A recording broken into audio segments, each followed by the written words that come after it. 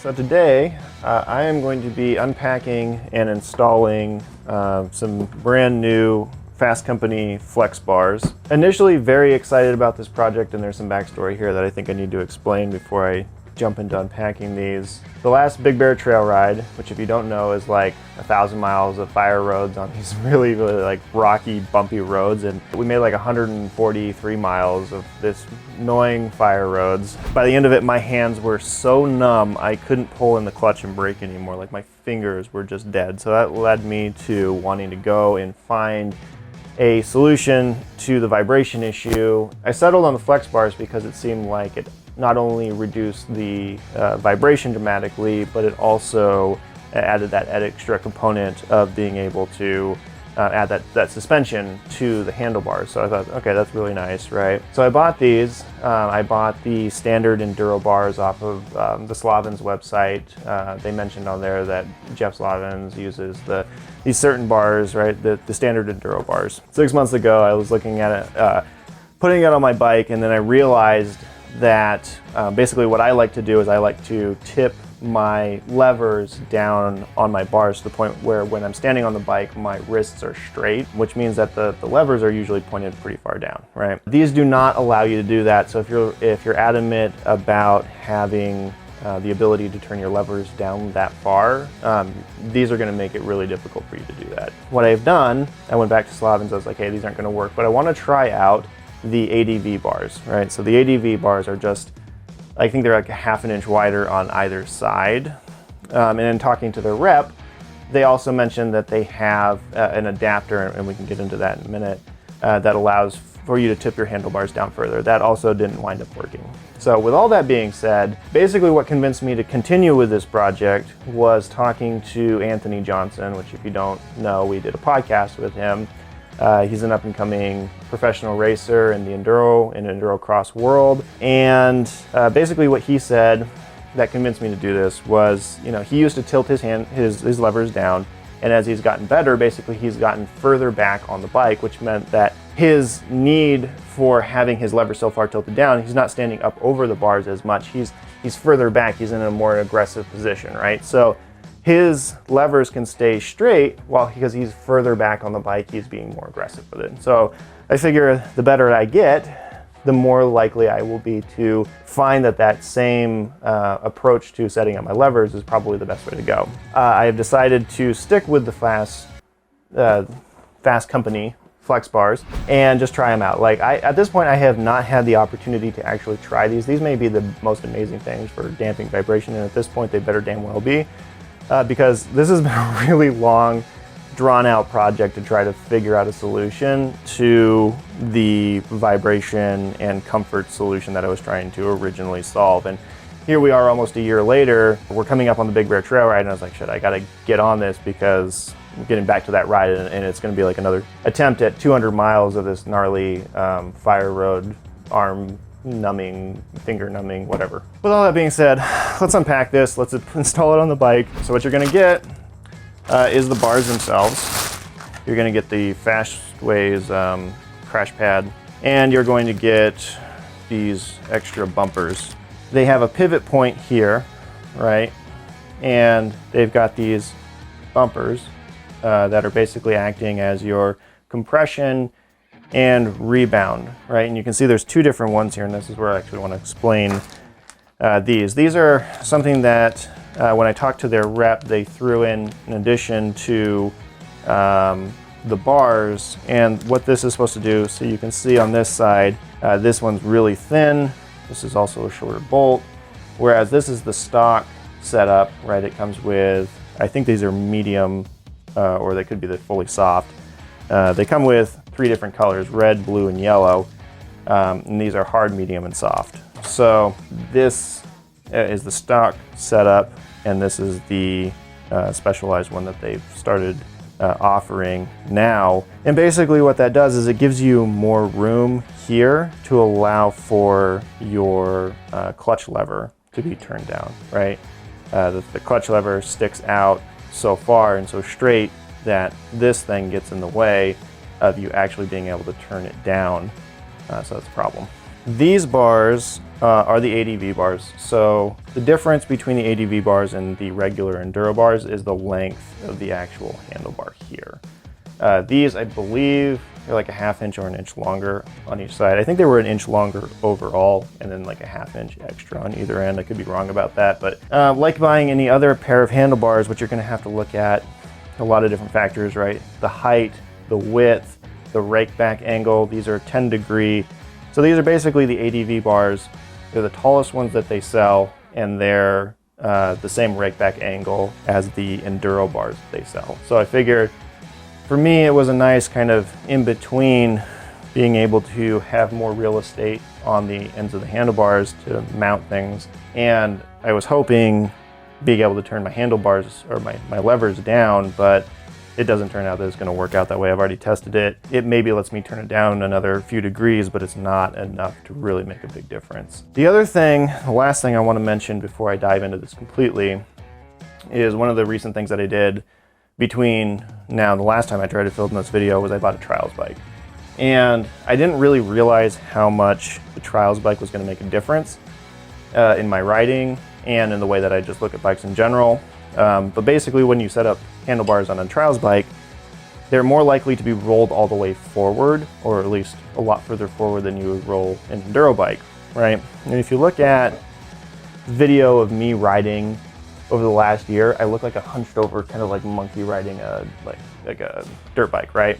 And the reason is because I was lining up my Pro Taper bars in line with my forks, right? I had them a lot closer to me this way, and it created a much shorter distance for the cockpit overall between the foot pegs and the handlebars. So after riding a trials bike for a while, I was like, I wonder if that would work on my enduro bike, my KTM, if I rolled the handlebars forward and raised the overall level of the handlebars, the grips, and also gave me more distance between the foot pegs and the handlebars, which really just revolutionized my entire outlook on handlebars and ride comfort, because it just allowed me to stand up so much straighter.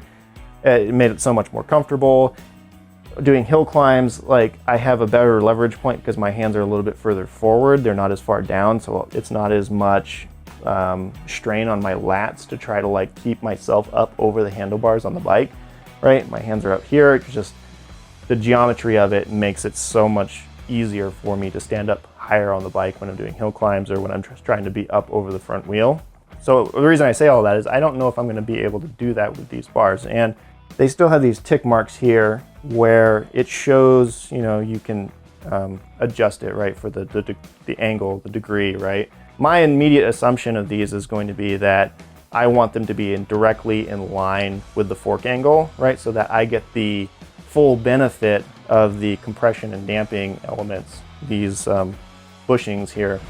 So one quick thing I wanted to mention before I jump into tearing these handlebars off, you can see I'm running the Cycra wraparound handguards, and they wrap around from the perch of the handlebars all the way around to the end. And with these flex bars, you can't do that, right? Because you have a pivot point here in the whole thing that's reducing the vibration and adding that level of comfort and suspension to the handlebars will be lost if you try to use these, right? They do sell mounting, they screw in here, but they're a mount that allows it to pivot at this point, and then you can wrap it around from there. I'm gonna get those, I just haven't done it yet. So it's just something you have to think about when you're gonna go in the flex bars direction, is that these, you just have to set up your handguards in a different way.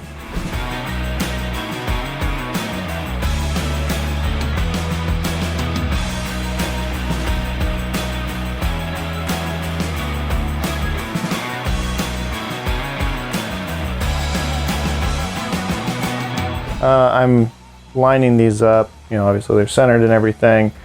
I'm going to leave these at the +1 position, rolled just slightly forward to start the ride tomorrow. I think I'm going to just set it up like that and see how it feels. Just because I liked how that felt so much on the last pair of the flex bars that were on here. Guys, I'm just standing here static balancing, you know. Like, I do this all the time. I can do this all day. What I'm liking right now so far is that I can stand here straight with my hands wrapped around the handlebars. The reason that I got these particular bars, the tallest ones that they have, is because I wanted them to be a little bit taller so that I could stand here without having to hunch over, because I get a lot of lower back pain from just standing hunched over.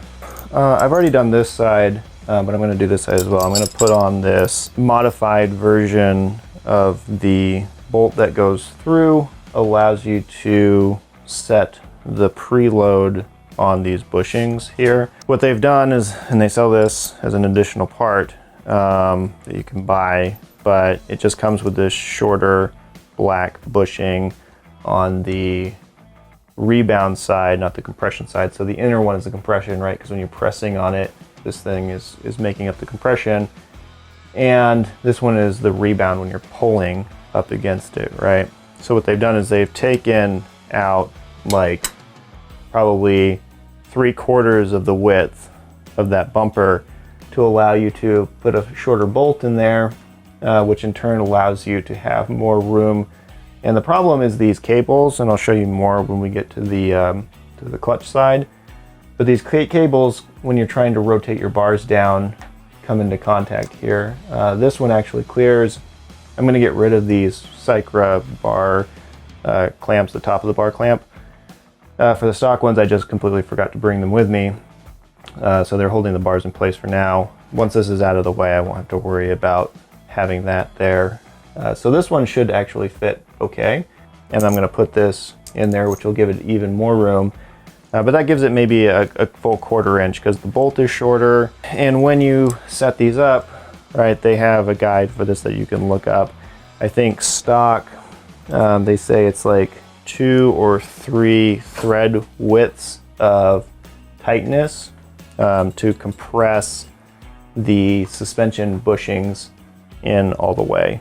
I think it's actually 3. So yeah, that's just one of the things about these bars, is that they introduce more maintenance to your entire bike setup, right? You've got pivot points, you've got bushings. Those are all points of wear, right? So this is another thing that you're going to have to maintain, whereas like a standard set of handlebars, you put them on, and unless they break completely, probably not going to have to touch them again after that. Something to think about when you're deciding whether or not you want to go this direction. So this bolt here is going to come off. There's a washer. There's a rubber bumper on the outside. This bolt is going to slide out, and if I can, I'll just leave that bumper there, and I'll take this new bolt. These bolts have, it's kind of funny, you can tell they just took it to like a grinder and just ground this down, because the height of these varies. And I noticed on the Enduro bars, I got the short ones, and the bolt sat right up against the bar that goes on the clamps here, so they had to like grind it down so they can stick it through there. But so it's going to come ground down on one side, which is, it's supposed to be that way if you end up buying the Enduro bars right out of the box. So I got the bumper here, the skinny one, and then I've got the washer and the nut. The inside here is just a regular Allen. Tighten this down. They should be even on both sides, right? One shouldn't be tighter than the other. And just do a thread count. So I've got 1 thread showing there, so I'm going to go a little bit more. So I've got 2 threads showing on this side. I've got 2 threads showing on this side, and that was the recommended amount to have to start out with, and I'm sure that you could adjust these to your liking. These are self-locking nuts. You know, that doesn't feel like I've torqued it down very tight, and I'm going to have to trust their judgment that that nut is going to stay in place regardless of the amount of abuse I put on it.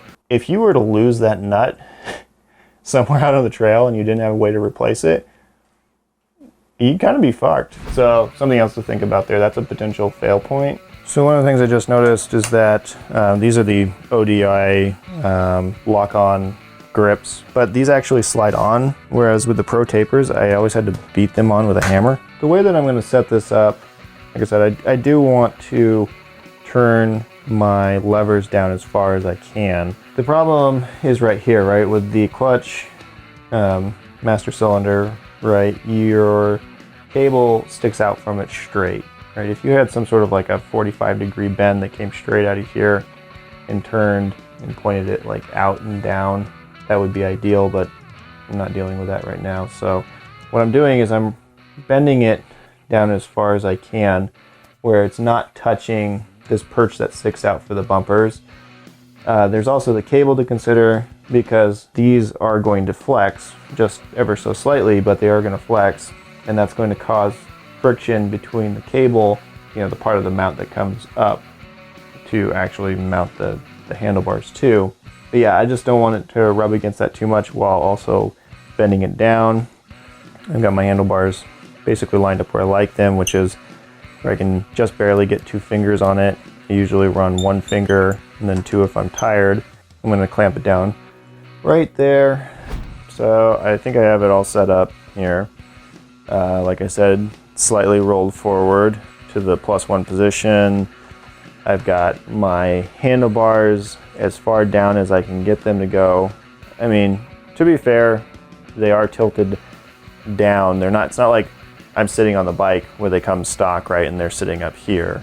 I mean, they are tilted down, so I feel like ideally, like if you look at it, like my wrist is still a little bit back, which I think I would prefer to have it maybe a bit more down like this. I could rotate my hands further forward on the bars, but it is tilted down. I don't know. You can only really tell, when you go out and ride, whether or not that's going to be something that actually bugs you or not.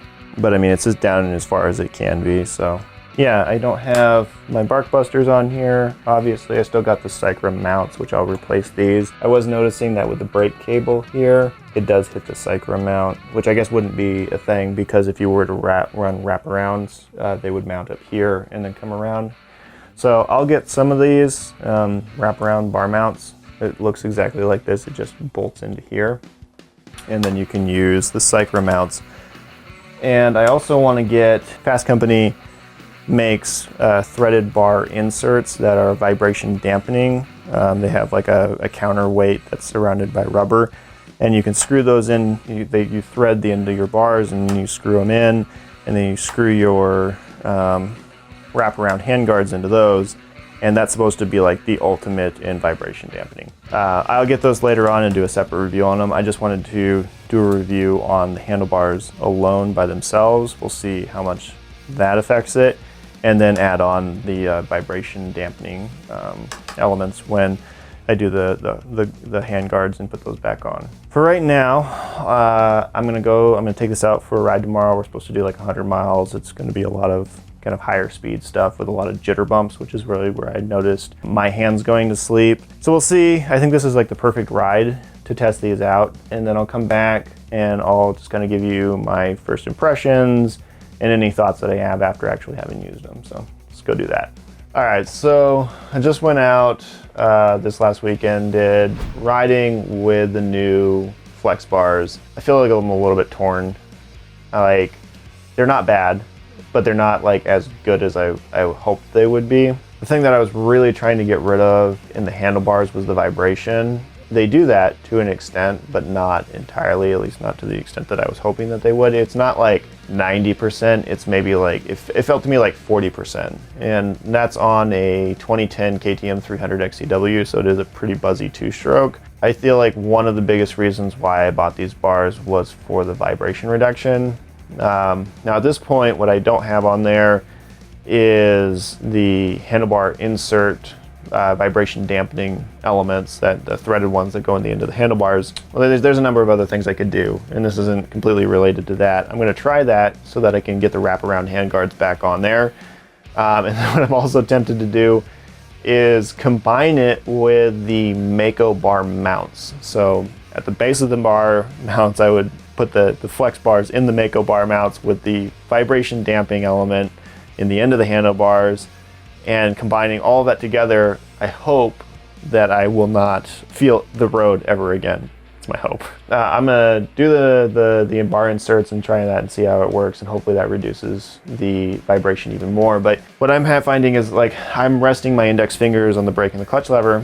The tips of my index fingers and the tips of my thumb, for whatever reason, are going to sleep. They're like going completely numb. So it's making it hard to articulate the clutch especially, and then the brake a little bit as well. when I need to.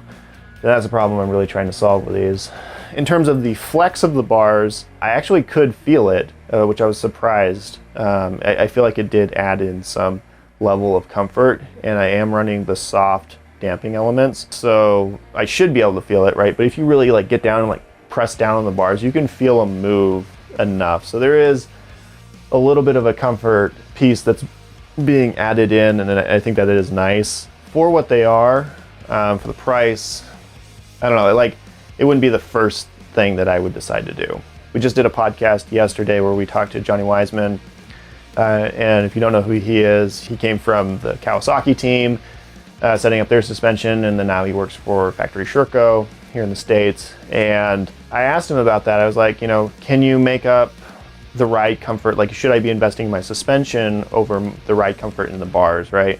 And he was like, no, just, you know, it's not going to hurt to have better bars, to have more comfortable bars. Like, he runs the Flexx bars. He thinks they're great, right? And for that, I couldn't disagree with him on that. Like, adding that comfort element to your suspension as well as your handlebars is not going to hurt you. I don't think like you solve one as opposed to the other. Like, you just buy both and they're both great, and you get the benefit of both combined together, and you get that value. You know, that's just like a valid point. I think that no matter how good your suspension is, adding on Flexx bars on top of that is going to be a good thing to have. So the one thing I will say about the Flexx bars, like from the moment you take them out of the package, you install them, like the nice thing about them is they are a quality piece of equipment. They are designed really well. I think there are a few design flaws in that, like they're not made to accommodate the levers being turned down as far as I would like. I think that's something that's more specific to me, but still the same. Like, if you're gonna buy a $400 pair of bars, you probably want to be able to set your bike up the way that you want and not have the bars be the limiting factor. I think, like, in terms of how far I could get the levers turned down, the only time I really noticed it was like on the fire roads, standing up on the bars and being really lazy, just because it was like fire roads and I don't really care. Like, I'm not being super aggressive. But like once I hit the single track, or if I was doing anything technical, like my body weight was back far enough so that the angle of the levers didn't bother me. So I think at the very least, like, I can get them turned down so that when it matters to me the most, they are in a position where they're most comfortable for me. So that is nice. And I think just overall, you know, like, I'm not thrilled. I wouldn't say like you have to have Flexx bars if you're going to buy a motorcycle. Like, they are a nice piece of equipment. They do improve the ride comfort, but they're not like, wow, this is like an amazing difference. This isn't like me trying to sell you tubeless where you immediately feel the value, or you know, some sort of like low pressure tire system, right? Like, as opposed to running tubes, right? Or like some like massive fundamental change to the way that you're going to ride. These aren't that. They're like really nice, but they're not like have to have them. I think now that I have them, I'm just going to leave them on my bike. I'm not going to change them. They're definitely an improvement over the Pro Taper bars. I will at some point have to do like a longevity test, or maybe when I change out the damping elements, the little rubber bumpers, I'll probably do a video about that, talking about like how long those lasted. And I'll do another video when I put the bar inserts in the end to see how much that decreases the vibrations. There will definitely be a long-term performance review, I think, coming in the future. But for right now, I think that's really all I have to say about these mounts. Like, if you're really trying to increase ride comfort and you've got all the cash in the world, it's probably worth buying. But if you are on a budget, there's probably better places you could spend your money. So the last thing I want to talk about is our super dope chin mounts. These mounts are helmet specific. We make them for a bunch of different helmets now. We just finished the entire HJC lineup. They do a bunch of really cool things. There's links to them in the description, to our website where you can buy these, and you know, just check them out. If you have an enduro or motocross helmet, there's a good chance that we probably have a mount for your helmet. And if you're running a GoPro, mounting it on the chin with one of our chin mounts is a really good way to do it. If you have any questions about this whole process with the Flexx bars, put them down in the comment section below, and definitely get back to you as soon as I can. Links to our Instagram and other social channels will be down there too. Yeah, check it out.